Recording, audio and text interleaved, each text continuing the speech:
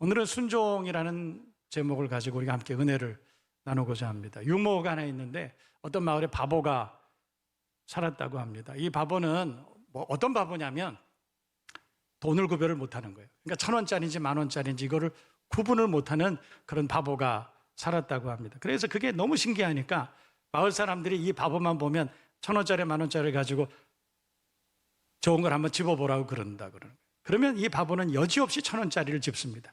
그게 신기하고 그게 놀림감이 돼서 사람들이 만나기만 하면 2개를 갖다 놓고 한번 골라봐. 그리고 놀렸다는 거예요. 그 마을에 똑똑한 사람이 하나 살고 있었는데 이분이 어느 날 바보를 만났습니다. 그래서 좀 가르쳐 줘야 되겠다. 그래서 바보를 만나서 그랬대요. 이리 와봐. 이제부터는 마을 사람들이 1,000원짜리 10,000원짜리 어느 거 집을래 그러면 이 색깔, 이 배추 색깔 이거를 집어. 그랬더니 이 바보가 이분을 씩 쳐다보면서 웃으면서 그러더래요. 내가 만약에 10,000원짜리를 집으면 사람들이 나보고 집으라고 하겠어요? 이제 이해가 가시나요? 진짜 바본가요? 어떻게 보면 매력적인 바보가 아닐까 그런 생각이 듭니다. 사전에는 바보라고 하는 단어에 대한 설명이 이렇게 되어 있습니다. 어리석고 못나게 구는 사람을 얕잡거나 비난하여 이르는 말, 혹은 지능이 부족하고 어리석어서 정상적으로 판단하지 못하는 사람. 여러분, 바보하고 착한 거하고는 좀 다르죠. 착하다는 것도 마찬가지로 사전에서는 그렇게 말합니다. 사람이나 그 마음이 곱고 어질다. 그러니까 착한 것과 바보스러운 것은 사실은 완전히 다른 거예요. 성경은 많은 사람들을 우리에게 소개하고 있는데 어떤 사람들은 우리가 보기에는 좀 바보스러운 분이 계십니다. 그런데 사실은 바보는 아니에요. 가만히 보면 그분들은 참 착한 분들이 아니었나 그런 생각이 듭니다. 대표로 이삭 같은 분들을 우리가 생각해 볼 수 있습니다. 이삭 생각해 보면 성경에 이분이 왜 도대체 주인공으로 등장을 해야 되느냐. 창세기에 있는 4명의 부족장들 중에서 이삭에 대한 이야기가 분량이 제일 많습니다. 그만한 가치가 있는 분이냐, 우리가 그렇게 생각해 볼 수도 있습니다. 어떤 신학자는 이삭은 성경에 기록된 바보들 중에 대표적인 바보였다, 이렇게 설명하는 분도 계십니다. 물론 그 바보는 아니지만, 그래서 왜 그런가 이렇게 봤더니 여러분이 아시는 것처럼 아버지 아브라함이, 그 연세 많은 아브라함이, 100세가 넘은 아브라함이 청소년이었던 이삭을 데리고 모리아산 올라갑니다. 그리고 그 아들을 칼로 죽여서 제물을 삼으려고 하는 거예요. 여러분, 청소년이었던, 그때 왕성한 힘을 가지고 있었고 도망가려면 얼마든지 도망갈 수 있었던 이 이삭이 도망가지 않아요. 그리고 아버지가 제단에 자기를 제물로 바치려고 할 때에도 순순히 제단에 묶입니다. 바볼까요? 여러분, 이삭이 자라납니다. 자라나서 이제는 장가갈 때가 된 거예요. 나이 40이 되었으면 여러분 이제 자기 스스로 모든 일들을 다 결정하고 자기 주도적으로 인생을 살아야 하는 그런 나이 아니겠습니까? 그런데 결혼할 때가 됐는데 아버지가 신부를 데려오는 거예요. 그래서 결혼하라고 하는 것입니다. 여러분, 요즘 청년들 같으면 그게 가능한 얘기입니까? 부모님들이 참 마음에 드는 그런 배우자가 있어서 가서 손 한번 받아오. 사정을 해도 안 갑니다. 그런데 이삭은 덜커덕 선을 보는 것뿐만 아니라 그냥 결혼을 해버리는 거예요. 아버지의 뜻대로. 바보입니까? 성경에 보면 또 이삭은 여러 군데 우물을 파려고 합니다. 여러분, 그때 당시 광야에서 우물을 판다는 거는 그거는 너무너무 어려운 일이죠. 지금으로 말하면 벤처기업 하는 거예요. 그냥 새로운 모험심을 가지고 어떤 기업을 시작했는데 그 기업이 쉽게 성공할 수 있습니까? 그때 당시에 그 우물을 파는 게 그렇게 어려운 거예요. 근데 하나님 도우심으로 파는 곳마다 물이 터쳐나왔다, 성경 그렇게 말하죠. 지금으로 말하면 하는 사업마다 잘 됐다는 거예요. 그런데 우물이 나오면 그 이웃들이 찾아와 가지고 회방을 합니다. 그리고 이삭을 위협하고 그 우물에서 떠나도록 그렇게 못된 짓을 합니다. 그런데 그때마다 이삭이 전부 다 양보를 하고 그 우물을 양보를 하고 떠나가는 거예요. 어떻습니까? 바보입니까? 그런데 성경은요, 이 이삭의 이 바보 같은, 우리가 생각할 때 참 바보 같은 거잖아요. 왜 이렇게 손해보고 살지? 왜 자기 의견이 없지? 도대체 이 사람은 자기 인생이라고 하는 것을 자기 스스로 결정하지도 못하는 결정장애인가? 우리 그렇게 생각할 수 있어요. 그런데 알고 보면 그렇지 않습니다.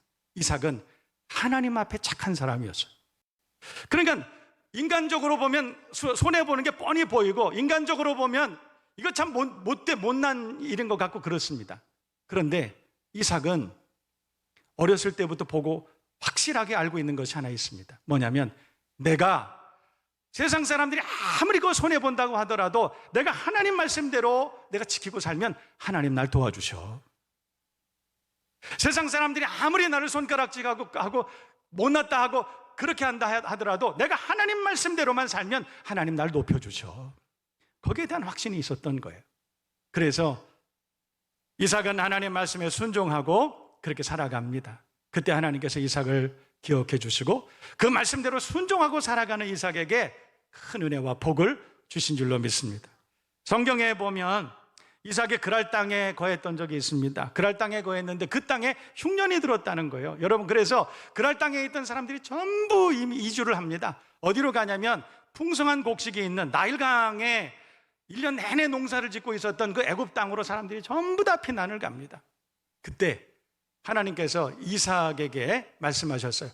그랄 땅을 떠나지 말라. 여러분, 흉년이 들었습니다. 먹을 것도 없습니다. 이 땅에 남아있으면 큰일 날 거예요. 이게 이 땅에 남아있으면 이거 굶어 죽을 수도 있습니다. 하나님 말씀대로 하면, 하나님 말씀대로 살면, 그 일을 성경대로 하나님 말씀대로 믿음대로 하면 사람들한테 손가락질 당하고 그리고 손해보고 이거 잘못하면 망할 수도 있는 거예요. 그래서 사람들 전부 다 그렇게 살아. 교회 다니는 아무개 집사도 어떤 장로도 다 포기하고 그렇게 사는 거예요. 하나님 말씀이 그런 걸 알면서도 짐짓 그 하나님 말씀 지키지 못하고 다 애굽 땅으로 갔다는 거예요. 그때 이삭은 그랄 땅에 머무르라 라고 하는 하나님 말씀을 마음으로 기억합니다. 손해볼 것 같아. 큰 고난을 겪을 수도 있어. 그런데 그랄 땅에 그냥 머물러요. 성경에 보면 그 해에 그 그랄 땅에 머물렀던 그 모든 사람이 극심한 가뭄을 경험했던 그 해에 이삭이 100배의 결실을 얻었다. 할렐루야. 놀라운 사건이죠. 불안했습니다. 그래서 오늘 성경을 보면 옷을 찢었다. 옷을 찢었다. 옷을 찢으면서 눈물 흘리면서 펑펑 울리면서 못난 왕이죠. 그때에 엘리사가 그 소식을 들었습니다. 엘리사가 그 소식을 들은 거예요. 왕이 그 불안해서 옷을 찢으면서 그렇게 후회하고 그렇게 고통 가운데 있다는 소식을 들은 거예요. 그래서 엘리사가 8절 말씀 보세요. 8절에 보면 엘리사가 왕에게 이렇게 말합니다. 하나님의 사람 엘리사가 이스라엘 왕이 자기 옷을 찢었다 함을 듣고 왕에게 보내 이르되 왕이 어찌하여 옷을 찢었나이까? 그 사람을 내게로 오게 하소서. 그가 이스라엘 중에 선지자 있는 줄을 알게 될 것입니다. 그러니까 오히려 선지자가 왕에게 전가를 해서 그런 거예요. 걱정하지 마세요. 왕이여 걱정하지 마세요. 이 나라 민족은 하나님이 보호하시는 나라 아닙니까? 우리 가정은 하나님이 보호하시는 가정 아니에요? 우리 자녀들은 하나님이 함께 하시는 자녀 아닙니까? 이렇게 얘기한 거예요. 걱정하지 마세요, 여러분. 하나님이 함께 하시잖아요. 하나님이 도와주시지 않습니까? 오늘 엘리사가 그렇게 얘기했던 것입니다. 믿음의 담력이죠. 드디어 나아만이 병을 고치기 위해서 엘리사의 집 문 앞에 서게 됐습니다. 그런데 오늘 성경 보면 참 재미있는 사건이 하나 기록이 되어 있습니다. 엘리사가 나아만이 왔을 때 엘리사가 10절 말씀을 보면 보세요. 10절 보면 엘리사가 누구를 그에게 보냈습니까? 사자를 그에게 보내. 사자는 이 동물의 왕국 사자가 아니고 이 사자는 심부름꾼 얘기하는 거예요. 그러니까 엘리사가 그 엄청난 지위 권세를 가지고 있는 번쩍거리는 갑옷을 입고 온 그 나아만 장군이 자기 집 앞에 왔는데 여러분 그 정도면은 엘리사가 버선발로 뛰어나가야 되는 것 아닙니까? 그래서 웰컴해야 되는 거 아니에요? 오셨습니까? 영광입니다. 이곳에 들어오세요. 그래야 되는 거 아니에요? 주인이 뛰어나와서. 그런데 오늘 성경을 보니까 사자를 보냈다. 이게 사자라고 그러지만 사실 우리말로 하면 심부름꾼 보낸 거예요. 심부름꾼을 보냈다. 그래서 오늘 성경 보니까 엘리사가 분노하는 장면이 오늘 성경에 기록이 되어 있습니다. 10절 다시 한번 볼까요? 엘리사가 사자를 그에게 보내 이르되 너는 가서 요단강에 몸을 7번 씻으라. 목욕이나 해. 7번이나 해. 그러면 회복될 거야. 이렇게 말하는 거예요. 그랬더니 나아만이 요즘 말로 말하면 열을 받았습니다. 11절 보세요. 나아만이 노하여 물러가며 이르되, 노하여 물러가며 이르되. 화딱지가 난 거예요. 얼마나 화가 났는지 몰라요. 여러분 왜 화가 났을까요? 왜 화가 났어요? 그 화가 난 이유에 대해서 성경은 이렇게 말하고 있습니다. 자, 11절 보세요. 나아만이 노하여 물러가며 이르되 내 생각에는 그가, 엘리사가 내게로 나와 서서 그의 하나님 여호와 이름을 부르고 그의 손을 그 부위 위에 흔들어 나병을 고칠까 하였도다. 그러니까 자기 생각에는 자기 같은 권력자가 선지자 엘리사를 찾아갔을 때 엘리사가 버선발로 뛰어와서 서서 내 환처에 손을 대고 기도하는 것이 옳지 않느냐, 그래야 되는 거 아니냐, 이렇게 말한 거예요. 여러분 그래야 됩니까? 그래야 되는 거예요? 여러분 교회 안에도 그런 사람들 많이 있어요. 교회 안에도 그런 사람들 많이 있습니다. 내가 마땅히 그런 대접을 받아야 되는 것 아니냐, 이렇게 생각하는 사람이 있어요. 은혜가 없어요. 은혜가 없습니다. 오늘 성경을 보면 나아만이 교만했습니다. 은혜가 없는 거예요. 불평하고 화딱지 내고 지금 그러고 있는 거예요. 여러분 거기 회복이 없습니다.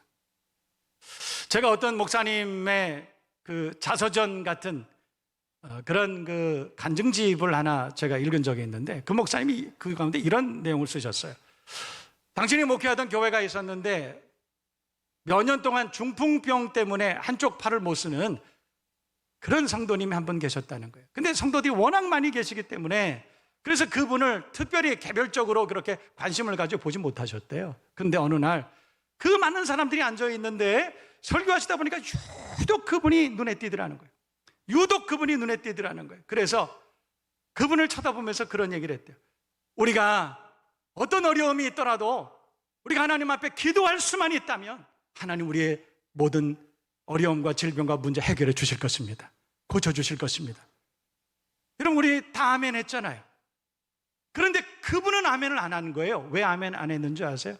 그 주일이 되니까 좋지 않은 소식이 들려오는 것입니다. 뭐라고 소식이 들려오냐면 목사님이 나를 공격했다. 목사님이 나를 쳤다. 그래서 나는 불쾌해서 이 교회를 다닐 수 없다. 그리고 교회를 떠난다는 소식을 들었다는 거예요. 그래서 도대체 왜 목사님이 무슨 말씀으로 그분을 공격을 했느냐, 무슨 말씀으로 쳤느냐, 그걸 알아보니까 그분 이야기가 그래요. 뭐라 그러냐면 목사님이 기도하면 나을 것이라고 그렇게 말씀했는데 그럼 내가 기도 안 했다는 얘기냐? 이렇게 해석한 거예요. 그러면 내가 평생 내가 기도도 안 했기 때문에 내가 지금 낫지 않고 지금 이렇게 고난을 당하고 있다는 거냐? 목사님 나를 뭘로 알고 이러시는 거냐? 이렇게 해석을 한 거예요. 그 사건을 가지고 그 목사님이 그 자서전에 그렇게 쓰셨어요. 뭐라 그랬냐면 그 수많은 사람들 중에 몇 년 동안 한 번도 눈에 띄지 않았던 그분이 그 예배에 눈에 띈 것은 하나님이 그를 그 시간에 고쳐주려고 그러신 것 아니겠느냐. 하나님이 그 사람을 그 시간에 고쳐주려고 내 눈에 띄게 하시고 기도하면 나을 수 있다고 그렇게 선포하게 하신 것 아니냐. 그런데 그분이 그것을 거부했다는 것이죠. 기회를 잃어버린 거죠. 그 목사님 그렇게 말합니다. 만약에 그분이 그 말씀을 듣고 정말 기도하는데 힘쓰고 만약에 그럴 수 있었다면 그분 아마 나았을 것이다. 그분 자서전에 그런 이야기가 써 있어요. 여러분 순종하고 하나님 말씀에 순종하고 그렇게 따르지 않으면 거기 은혜가 없습니다. 하나님의 역사가 일어나지 않는 거예요. 순종은 기적의 시작, 출발인 줄로 믿습니다. 하나님 말씀을 듣고 아멘하고 그리고 하나님 말씀을 듣고 감사하고 기도할 때 우리 하나님께서 큰 은혜를 베풀어 주시고 기적 같은 은총을 더하여 주실 줄로 믿습니다. 오늘 성경을 보면 나아만이 화딱지가 났어요. 그래서 여러분 아시는 것처럼 11절 12절 말씀을 보면 요단강 물에 가서 7번 씻으라고 한 게 이게 말이 되나요? 우리나라에도 요단강보다 더 깨끗한 물이 얼마나 많으냐? 그렇게 하면서 화딱지를 낸 거예요. 그런데 역시 큰 사람의 주변에는 좋은 사람들이 많이 있는 것 같아요. 오늘 성경을 보면 이 나아만 근처에 있는 주변에 있는 13절 보면 그의 종들이 나와서 뭐라고 말했냐면, 내 아버지여, 선지자가 당신에게 큰 일을 행하라 말하였다면 행하지 아니하였으리까. 그 말은 뭐냐면, 선지자가 만약에 7번 가서 목욕하라 이것보다 더 큰 요구를 했더라도 당신은 들었을 거 아니냐. 그런데 그까짓 거 7번 목욕하는 게 그 무슨 문제가 되겠느냐. 그러니 그냥 목욕하세요. 그냥 씻으세요. 그때 역시 나아만은 큰 사람이에요. 주변에 큰 사람들도 많이 있고, 그 이야기를 듣고 마음을 돌이킵니다. 그리고 가서 순종하고 요단강에 가서 7번 몸을 담그고 씻었다. 그랬더니 오늘 성경 말씀을 보면, 그랬더니 14절 하반절에 그의 살이 어린아이의 살같이 회복되어 깨끗하게 되었더라. 할렐루야. 여러분, 우리가 이 말씀을 통해서 무엇을 우리가 깨닫게 되냐면, 여러분, 우리가 하나님의 말씀을 들을 때 은혜가 있습니다. 우리가 하나님의 말씀을 들을 때 감동하고, 우리가 하나님의 말씀을 들을 때 큰 유익을 가지게 됩니다. 그런데 여러분, 우리가 하나님의 말씀을 들을 때 은혜가 넘치지만 더 큰 은혜는 언제 받는 줄 아세요? 우리가 주일에 성전에 나와서 하나님 말씀을 들을 때, 그 말씀을 들을 때 감동이 있고 은혜가 있어요. 그런데 더 큰 은혜 언제 받는 건 줄 아세요? 그 말씀을 듣고 그 말씀대로 순종하며 살 때 은혜가 있는 줄로 믿습니다. 성경에 보면 수도 없이 많은 사람들이 예수님을 만납니다. 예수님을 만났을 때 예수님의 말씀을 듣고, 그리고 그 말씀을 듣고 돌아갈 때 은혜가 임했던 것을 우리가 성경에서 수도 없이 발견합니다. 하나님의 말씀을 듣고 은혜가 충만한 것도 중요합니다. 그러나 더 중요한 것은 그 말씀을 가지고 순종하며 우리가 우리의 삶 가운데 적용하며 살고 있느냐, 그게 더 중요하다는 것이에요. 우리가 그 하나님의 말씀을 듣고 우리의 삶 가운데 순종하며 적용하며 살아갈 때, 이루어드리고 살아갈 때 거기 기적 같은 은혜가 임하게 될 줄로 믿습니다. 여러분이 아시는 것처럼 어떤 목사님, 재미있는 예화 있잖아요. 어떤 목사님이 좋은 교회를 부임을 했습니다. 그 교회 부임해서 첫 번째 주일이 돼서 설교를 하시는데 너무너무 은혜스러운 거예요. 너무 감동인 거예요. 모든 사람들이 말씀 들을 때 아멘 아멘, 그렇습니다, 옳습니다, 그러면 말씀을 들은 거예요. 근데 그 다음 주일이 됐어요.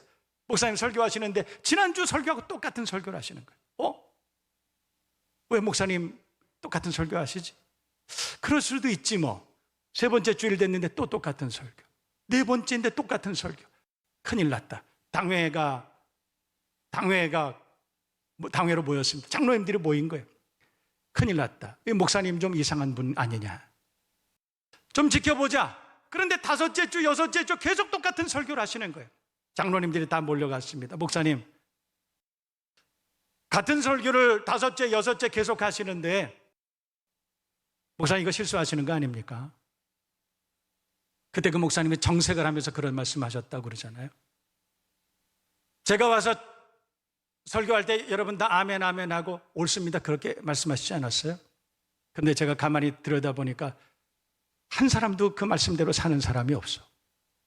한 사람도 그 말씀대로 사는 사람 없어. 그 말씀대로 순종하며 사는 사람 한 사람도 없어. 그렇다면 그 말씀은 다음 주일에 다시 들려줘야죠. 그랬는데도 그 말씀대로 순종하고 사는 사람이 없어. 그러면 그 다음 주일에 또 들려줘야죠. 여러분, 우리가 성전에 나올 때에 나 매주일 다른 설교를 들어 나오십니까? 매주일 재미있고 매주일 우리의 귀를 즐겁게 하는 그런 설교를 들으러 나오십니까? 그렇다면 잘못 나오신 거예요. 하나님의 말씀은 우리의 심령을 찔러 쪼개고 우리를 수술하는 하나님의 말씀인 줄로 믿습니다. 하나님의 말씀은 우리를 경책하고 바르게 하고 의로 교육하기에 좋은 책인 줄로 믿습니다. 그러니까 그 말씀을 들을 때마다 우리는 찔림을 받아야 되는 거예요. 그 말씀을 들을 때마다 화로다 나여 망하게 되었도다 하나님 앞에 회개해야 되는 것이에요. 그리고 그 말씀대로 살기로 하나님 앞에 믿음으로 결단하고 그리고 성전을 떠나가는 것이 복된 심령인 줄로 믿습니다. 그리고 그 말씀을 한 주간 내내 그 말씀을 순종하고 그 말씀을 그대로 이루어드리며 살아갈 때 거기 기적의 역사가 일어나게 될 줄로 믿습니다. 믿으시면 아멘. 얼마 전에 제가 그런 얘기 들은 적이 있어요. 교회 학교 어떻게 부흥할 수 있느냐, 어떤 전문가가 그런 얘기를 할 때 제가 무릎을 쳤습니다. 여러분, 교회 학교에서 선생님들이나 전도사님들, 부목사님들이 우리 아이들에게 성경 가르칩니다. 요셉 가르치고 다윗 가르치고 솔로몬 가르치고 엄청 가르칩니다. 그런데 예수 안 믿는 집에 부모님들이 요셉 잘 가르치고 솔로몬 잘 가르치고 다윗 잘 가르쳤다고 그 다음 주일에 아이들 보내는 것이 아니라는 거예요. 그런데 어떤 집에는 아이가 한번 교회를 갔다 왔는데 안 하던 걸 합니다. 신발 정리를 잘합니다. 심부름 잘합니다. 아, 교회 보내야 되겠구나. 그래서 교회 다음 주일에 보낸다는 거예요. 여러분, 예수 믿는다는 것이 뭡니까? 우리가 하나님의 말씀을 많이 하는 것이 예수 믿는 것입니까? 그렇지 않아요. 우리가 하나님의 말씀을 듣고 은혜를 받고 그 받은 은혜대로 순종하며 사는 것이 예수 믿는 것인 줄로 믿습니다. 그런 교회가 될 때 많은 사람들이 구름대와 같이 교회에 모여들지 않겠습니까? 하나님의 말씀을 듣고 은혜 받는 것도 중요하지만 그 말씀을 순종하고 살아가는 하나님의 사람들 다 되시기를 주님의 이름으로 축복합니다. 누가복음 5장에 보면 베드로가 만선의 축복을 받은 사건이 기록되어 있습니다. 예수께서 배에 올라타셔서 깊은 데로 가서 그물을 내리라. 베드로는 전문가였지만, 베드로는 고기를 잡는 데 전문가였지만, 그러나 목수였던 예수님의 말씀을 듣고 그 말씀에 순종해서 깊은 곳에 가서 그물을 내릴 때 만선의 축복을 받았다. 성경이 그렇게 말합니다. 여러분, 성경 안에는 순종함으로 복을 받은 사람들의 이야기가 수두룩합니다. 왜 그런 이야기가 기록되어 있을까요? 여러분, 순종이 쉬운 것이 아니에요. 내 생각과 다른 것에 우리가 순종하는 것이 쉬운 것이 아니에요. 내 형편과 다른 그 하나님의 말씀에 순종하는 것이 그게 쉬운 것이 아니에요. 그러나 여러분, 우리가 그 하나님의 말씀에 온전히 순종할 때 하나님께서는 우리에게 우리가 상상치도 못한 엄청난 은혜와 복을 주실 줄로 믿습니다. 여러분, 오늘 이 말씀을 잘 기억하세요. 우리의 남은 평생에 하나님의 말씀을 많이 듣고 하는 것도 중요하지만 그 말씀을 듣고 우리의 삶 가운데 적용하고 순종하며 사는 것이 더 중요한 것이 아니냐. 우리 하나님의 말씀에 순종하고 살아가는 그 현장에 우리 주님께서는 놀라운 기적의 역사를 우리에게 베풀어 주실 줄로 믿습니다. 하나님의 말씀 순종하는 게 쉽지 않아요. 쉽지 않습니다. 그 말씀대로 사는 것이 쉽지 않습니다. 죄 많은 이 세상 가운데, 악한 자 안에 처한 세상 가운데, 본질상 진노의 자녀인 세상에 우리가 거룩한 삶을 살아가는 것은, 하나님 말씀대로 순종하며 살아가는 것은 어찌 보면 거의 불가능에 가까울 수도 있습니다. 그러나 우리가 하나님 말씀을 마음에 깊이 새기고 좁은 문이라 할지라도 그 하나님 말씀대로 살리라 결단하고 우리가 그 말씀대로 살기로 힘을 쓰면 우리 하나님 도와주실 것입니다. 인도해 주실 것입니다. 더 풍성하게 해주시고 더 유명하게 해주시고 더 높여주실 것입니다. 믿으시면 아멘.